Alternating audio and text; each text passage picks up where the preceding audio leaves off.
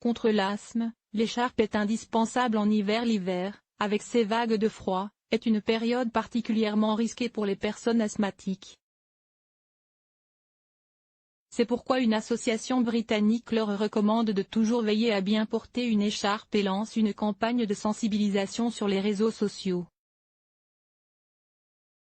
L'asthme est une maladie respiratoire chronique due à une inflammation permanente des bronches qui se manifeste par des crises, caractérisées par des épisodes de gêne respiratoire. Pour les personnes qui en souffrent, il est important de connaître et d'éviter autant que possible les facteurs qui favorisent la survenue de ces crises. Toutes les personnes asthmatiques ne sont pas sensibles aux mêmes facteurs, mais certains sont plus fréquents que d'autres, les allergènes, le tabac, l'activité physique ou encore les conditions climatiques.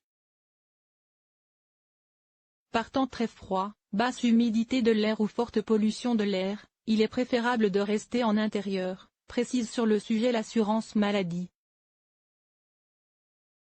L'hiver représente donc une période à risque pour les asthmatiques, particulièrement par temps froid et sec.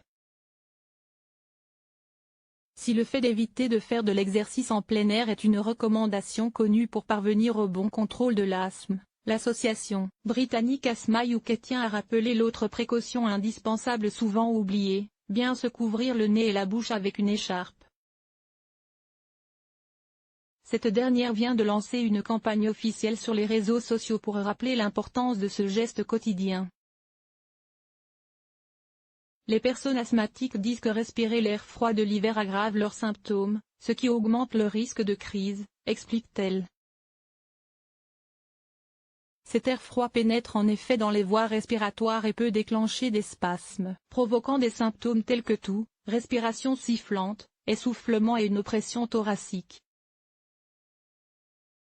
Poster un SCARFI pour faire passer le message chez les asthmatiques, la muqueuse qui tapisse l'intérieur des bronches y est en effet très sensible.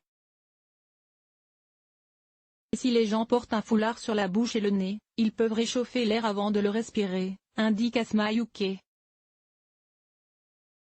Avec cette campagne, il souhaite inciter les internautes, asthmatiques ou non, à poster sur les réseaux sociaux un SCARFI, un selfie, avec une écharpe, scarf en anglais, couvrant le nez et la bouche pour sensibiliser sur l'importance de ce geste.